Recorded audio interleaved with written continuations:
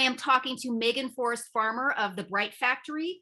She is currently creating a company that will make t-shirts at a soon to be created cut and sew factory in Fort Worth, Texas. The t-shirts will be made from sustainable materials and created by formerly incarcerated women. I'm so excited to talk to you about this because this is just so really, really big. Give me just a summary of what you're doing. Right. So it's a lot of what you said. We're creating a cut and sew factory where we'll employ formerly incarcerated women. So we will train them in how to industrial sew, how to cut, how to do all the functions that normally happen in a garment factory. We will be a garment factory specifically making t-shirts, and now wholesale t-shirts even more specifically. And so that means it's the t-shirt that your coffee shop sells, or your favorite business down the road, or the Parks and Rec department. Anybody who has just a blank t-shirt, but they put their logo on it or they print something on it, that's kind of the main market we're going towards. But also sometimes we just need a great t-shirt. And so we'll also have retail available as well. So it felt like something I could keep my ladies in a job, and then also an area I would love to make sustainable and make sure we're making it ethically in here in the US, since that's where I live. So I've been talking to brand owners, different sustainable brand owners at all different phases of their business creation. Where are you in the process? So it's a little different for us because we are the manufacturer as well as creating the product, right? So whereas a lot of times if you're a designer, you send it out to be manufactured, but because we are doing that product development piece, which is what a designer normally does, we also are manufacturing it. So the part that takes a little bit longer is creating a factory, as one might assume. So that's kind of where we're at. We already have our initial 3 designs developed. We're tweaking them a little bit because there's always more tweaks to be made, but we are now trying to get into an actual facility and get all the equipment purchased, and then we can get the ladies in to start training. So that's kind of where we're at, is we've got our product developed, we've raised enough funds to be able to do certain aspects of things. We have to raise a little bit more money to be able to get into a building, because as you can imagine, again, it's a pretty capital heavy, cash heavy business. And so we're trying to do things without debt. So it just takes a little bit longer when you do things that way. We're also trying to do things differently than maybe the typical factory does. Because of the population we're working with, we want to create opportunity for transferable skill training, which means maybe we take an hour out of our day to make sure everybody knows how to use Google Suite, because if they move on to another job, we want to make sure we're preparing them in a really great way. So taking that into effect, it's a different type of training process than if we were just creating a factory that manufactured things. What inspired you to do this? Well, I am a little crazy. So there's a part of that. You have to be a little crazy to be willing to take something on this big. But I do have a background in fashion. So I've worked in the fashion industry for about 10 years, or maybe a little bit over that now. But don't have a manufacturing background necessarily. So I've been a stylist for most of my career, whether that was on photo shoot sets, film sets, e-commerce, all of those things. And then I started a personal styling business, which is what I still do now. So my realm has been more styling, touching the clothes, knowing quality, knowing how things are made, but not so much the actual manufacturing. But as I was working in the fashion industry, I started to see some of the really not so great parts of it, and started to wonder where things came from and how they were made, and why they were made and who was making them. And when I asked these questions, it led me down a rabbit hole of research. And so I realized that a lot of our clothing is not made in the best of places, and the people who are making them are not paid what they're worth or anything like that. And so I made a personal decision to start shopping more sustainably and ethically. And I started my personal styling business on that same ethos of helping others in their wardrobes become more sustainable. And so I had this all going on. I was trying to make these decisions. I was trying to help others become more sustainable.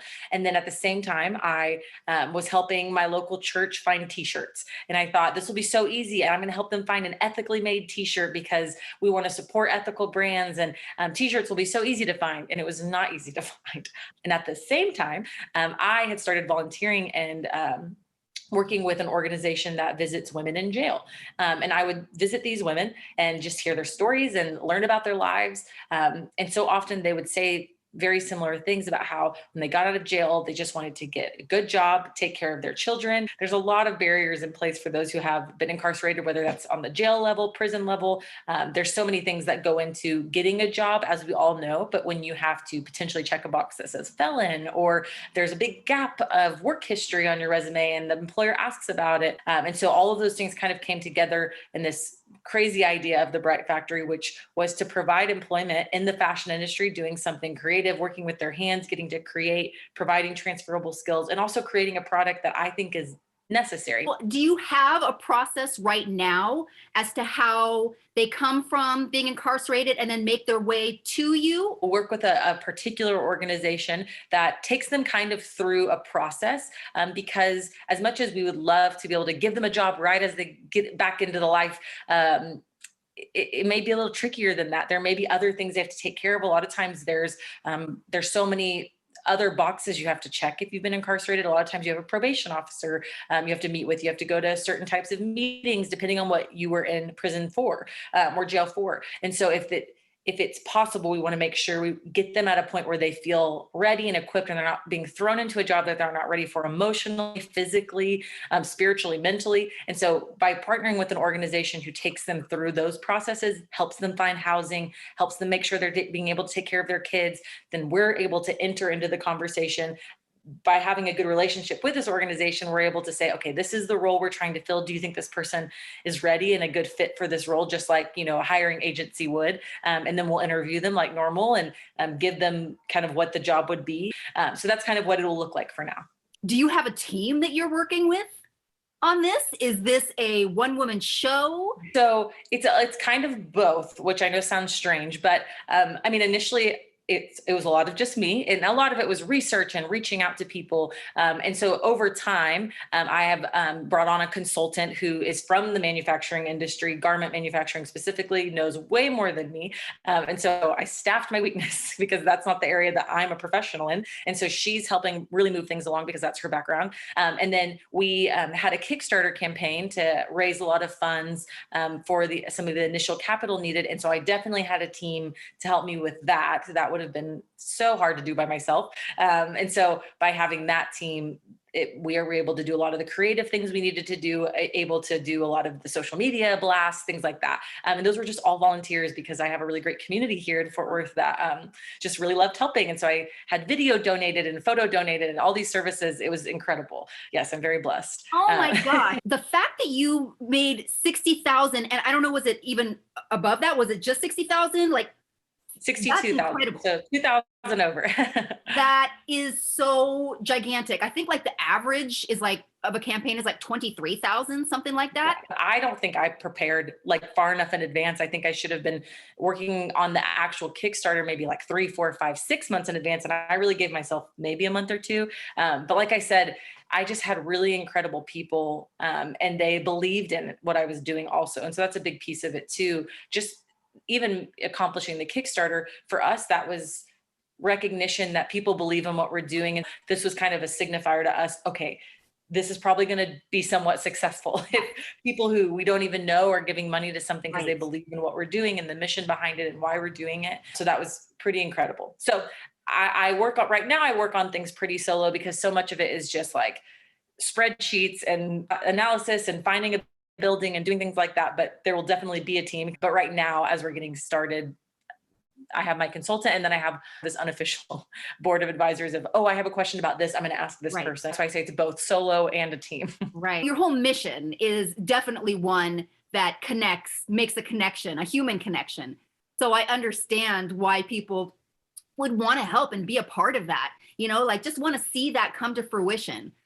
So you still have some money to raise. What are some of the things that you're doing now to raise the rest of the capital? You go into it and you're like, I know exactly how much I'm going to charge for things. I know how much cotton costs. I know all these things. And then you start really getting into it and you realize, this is a much deeper dive than I realized. And even just little things that affects the price of things, right? So like organic cotton has gone up in price. And so we now have to analyze, can we make a t-shirt for what we would like to make a t-shirt for wholesale and retail and still pay people above a living wage and use organic cotton, or do we need to switch to another sustainable fabric? It's all these really big decisions right now because we want to be able to make a product that people can afford and that they want. And then I thought finding a building was just going to be the easiest thing in the world. it's a very specific type of building. There has to be a flow of goods that it can go from point A to point B, because all that efficiency affects your cost. Right. And so I also just had a baby, so I was on maternity leave. And so there's little things like that that pop up in life. How long has this been from conception of idea to where you're at now? So I had the idea in the kind of middle 2020, and then 2021, we really kind of started doing product development. And then we did the Kickstarter at the end of 2021. And I, in my very optimistic brain, thought, oh, for sure, April or May, we will be producing. Once again, things just take longer than you think. And so you have to really build out a really long runway for yourself and timeline. So we're hoping in the next couple of months, like maybe 4 or 5 months, we would be actually finished with training, producing product. That's my new goal, fingers crossed. It takes a lot longer. So it's been a lesson. Takes longer. I have had like 3, maybe 4 different Kickstarter dates where I was going. Yes, I understand. Happening, but honestly, I do have a feeling that things happen in the time that they're supposed to. And oftentimes something goes wrong, but it actually sets you up in a better position, than you would have been. In that conversation, I can see getting discouraged many times. I can see, especially having a new baby or being pregnant, that it just seeming like too much. What has been the thing that has kept you passionate about doing this and motivated to keep going? Yes, you're right. There are definitely days that you feel like, what am I doing? Why am I doing this again? And you really do have to remember the vision. And I have to keep a few things in mind. I have to remember that, my faith is really important to me. And this was something that I felt like was kind of a God ordained thing. I felt like it was bigger than me. I wasn't just like, oh, I'm smart and I came up with this idea. And so number one, it's a bigger idea than even something I could come up with. I think that's a huge thing I cling to. And then secondly, the ladies. I still visit women in jail weekly when I'm not on maternity leave. And so by being able to keep them front of mind and hear their stories and see what they're going through, it reminds me, okay, this is necessary.